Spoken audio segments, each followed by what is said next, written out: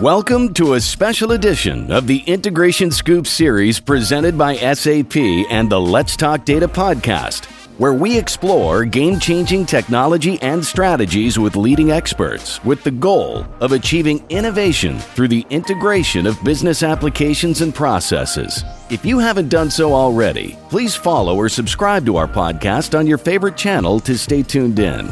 To hear more, please visit the Integration Scoop website in the show notes. Emily Mui, and I lead our marketing strategy for SAP's iPaaS solution, known as SAP Integration Suite. And today, I'm thrilled to have Shari Lava from IDC with me to talk about my favorite topic, integration, and specifically how integration delivers strategic business value.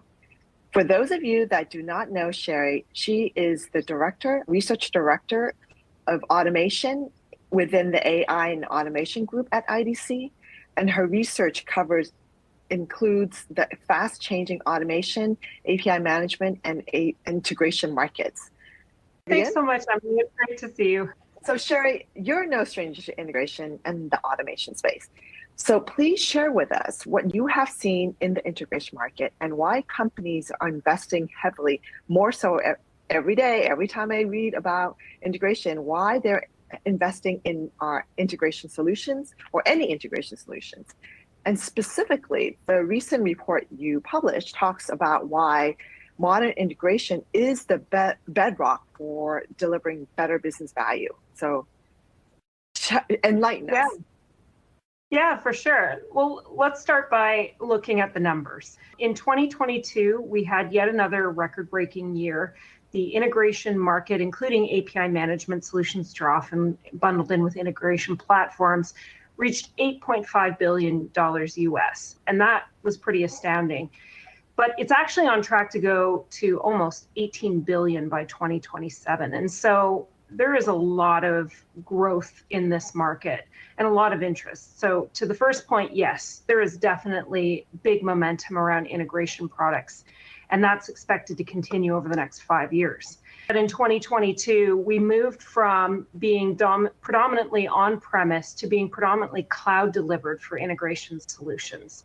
So then, the next question that you asked me is what's driving this growth? What's going on, right? Why is this so important? And I think a big part of it, is thinking through what does it mean to be a digital business?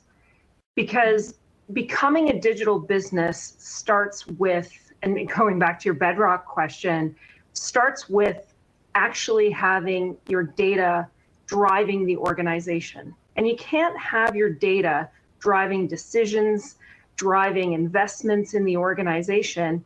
You can't really be a digital business, a data-driven business, if your systems are disparate, siloed, and disconnected. That doesn't work anymore, right? Not at the speed of today's business. And so not only do you need that for things like better decision-making and better customer solutions and better service offerings, but you also need it if you're going to get the organization on the same page. If we're going to spend time doing something about the data and less time arguing about who has the right data. If you want to do process automation, you can do that without having everything connected, but it's a lot less resilient than when it's connected properly through integration. So that connectivity side is really part of how you build that strong foundation that you're going to build the rest of what you want to do on top of.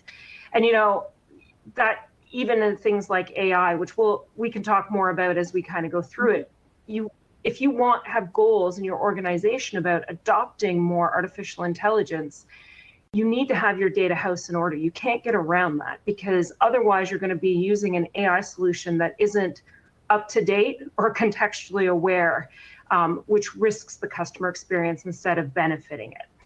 So I think those are really kind of why we say bedrock. Right. No, I completely agree with you, Shari.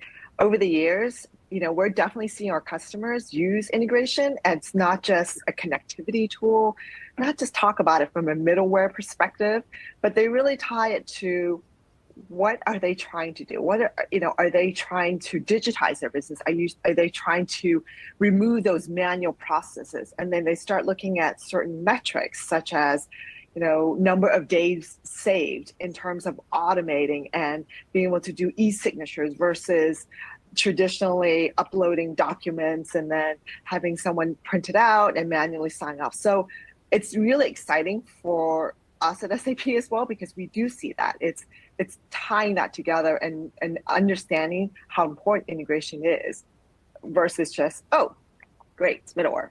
Let's get that in place, and let's see how many people we can get to actually developing integration flows, right? So it's very exciting. Yeah. And so along with that, right, we see that there is definitely a lot of interest, not just from the data that you're presenting to us, but just the customer stories, the interactions we've had with our customers. But we also hear about roadblocks to success, right? It is not always easy for them to implement integration because it does require having different organizations work together, align, not just IT within IT, but it's with the business and making sure that they reach those end goals. We hear, roadblocks such as having resources with the right skills or too many integration solutions for different various needs, some on premise, some in the cloud, right? But a lot of those are just more like product and technical challenges. Share with us what you are seeing from a business perspective and what makes it hard for many of these organizations to implement integration platforms. Yeah, I think it's a good point. There are definitely some usual suspects, right? And you talked about some of the technical ones. When you start thinking about some of the business challenges, though, there's some things like it's a different way for developers to work than they might be used to. So there's obviously some change management behind that. There have been technical concerns with product suitability in the past. Some of the low-code tools in the early days were not necessarily delivering in a way that customers thought they would deliver. And so there was complexity challenge around that. But honestly, a lot of those are getting resolved over time, particularly with some of the innovations that are coming into play. And yet there's still a few barriers, right? And I think a lot of what it comes down to, honestly, is really knowing what success looks like and defining success in the same way across the organization, right? We used to talk a lot about faster development, and in the early days of iPaaS, it was a game changer. And so everyone was talking about how much faster you can go. But now that's kind of, I don't want to say low bar, but kind of table stakes, if you will. Like that's kind of, everyone understands you get that. So what then? Why is this important? Why is this market still growing in the way that it is? And I think, what it comes down to is that organizations sometimes really struggle to translate these really technical things, right? Like lower code point and click solutions or developing faster and really articulating in a way that makes sense to a line of business user, what that really gets them, what's in it for them. That's the change management aspect of it. And in fact, several research studies I've done over the last 2 years have shown that finding a way for line of business users to really kind of understand how to evaluate the effectiveness of these tools comes up like as a top challenge over and over again. Right? We struggle, and this has come up every year that we run this study. So I think what that tells us is that while there's definite technical benefits and definite business benefits, they're kind of getting lost in translation a little bit. And I think one of the things that we've talked about before in the past is, okay, so then what are they expecting, right? What are those business outcomes they're expecting, right? And you can see here, lower operating costs, greater efficiency were among the top two that organizations said most often. But then you get into this improved customer satisfaction and increased revenue, and that's a little more tangential for a lot of people. They can't necessarily understand how adopting an integration tool is leading to my customers happier and buying more from me. And so part of what we do, we want to do is make sure that organizations can really take that technical benefit, which is important, but say, and here's what it means to you in a way that makes Right. sense anyway. Yeah, I know those are really, really strong and valid points, right? And we see, we are definitely seeing a lot more customers using our integration suite product specifically for automation. And so some of those outcomes, which you have listed here, definitely, it's like, how do we become more efficient? The example I gave earlier, like how do I reduce the number of days it takes to approve an order, right? And especially more relevant today, lowering operational costs. Like how do we do that? Yeah. And it's not just from an IT perspective, because we hear customers say, hey, we're reducing the number of integration solutions. We've got one platform that we're using, our solution, that will consolidate and streamline all the integration needs and support all those integration needs. So even within IT, there's a cost savings there. But then beyond that, it's, well, then, how do you make sure that you're reducing, human labor costs when you can automate some of them and then offer them the opportunity to do higher value task and work, right? That's much more meaningful and impactful. So anyway, but yeah, this is really, really important, right? And we definitely see more customers using integration for systems level automation and do more from an enterprise automation perspective with some of the other low code process automation, AI solutions. Yeah. And, the research you recently published also talks about this new world of low code and how there must be new ways to measure success. Can you elaborate a little bit more on that? How you tie low code to integration and, and business value? I'm still getting my head wrapped around all that too. So I'm sure our audience is trying to understand that too. So low code tools have been, gaining in popularity. A lot of organizations adopted them. I talked a little bit off the top how in the early days, they weren't always necessarily able to handle the higher complexity use cases, but that's changing pretty quickly as more suppliers like you integrate AI into your integration solutions, right? Generative AI has the promise to be able to really supercharge low-code tools how they exist today. And what that means is that traditional metric that, wasn't a perfect yardstick, but we used to evaluate developers on how much code they could write, right? And it was okay as a measure for new development, but it kind of missed where developers spend a lot of their time, which is rewriting integrations or updating integration, those sorts of things. That's a really output-driven metric, the lines of code written. And in the generative world, if you're still measuring productivity and efficiency based on that, then you're more concerned with going fast than going well. And you want to kind of do both. And you don't have to sacrifice one for the other anymore. So low-code tools that now have this point and click or generated integration, this metric is even less relevant than it ever was. And so now it has to be this focus on business outcomes, right? How is the business value that's being delivered by this low-code tool? Well, we're getting more integration done, and that's letting us offer more services. Well, we have more people capable of doing integration because some of the medium complexity use cases can be used by more junior developers, whether they sit in business or in line of business IT, or whether they sit somewhere else, right, in IT itself. So there's this integration had struggled to gain legs with low-code tools in the same way, but with the first sort of generation of low-code tools, but that's pretty quickly changing. So then it takes me to, let's talk about some of those business outcomes and objectives. And can you share what that looks like in some examples so our audience is able then trying to, talk about how to map the IT to the actual business challenges? Love to. So what I did was I took these business outcomes, and what I thought would be handy is to kind of almost create like a translation table for all the techies. Yeah, no, it's great. Yeah. So, okay, lowering operating costs, which was the top one. What does this mean? Yeah. Well, from a technical benefit, there's obviously benefits to the IT budget, the integration is managed more. But from a business value perspective, which is where I'm going to spend more time talking, quite frankly, there's less inefficiency in iteration, less back and forth when we're trying to create integration, lower IT chargeback, greater margins, therefore more net revenue. That's one of the, those benefits.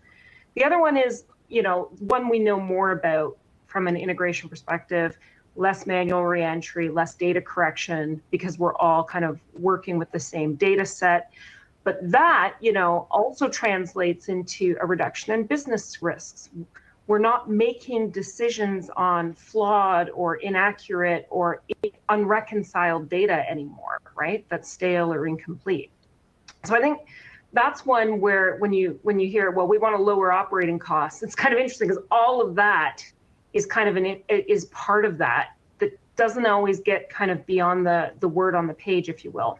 The greater efficiency, another great example, right? You have, okay, what does that mean? Well, we have less integration sprawl. We have fewer hand-coded connections, and we're relying less on batch, which was keeping us always a day or hours behind.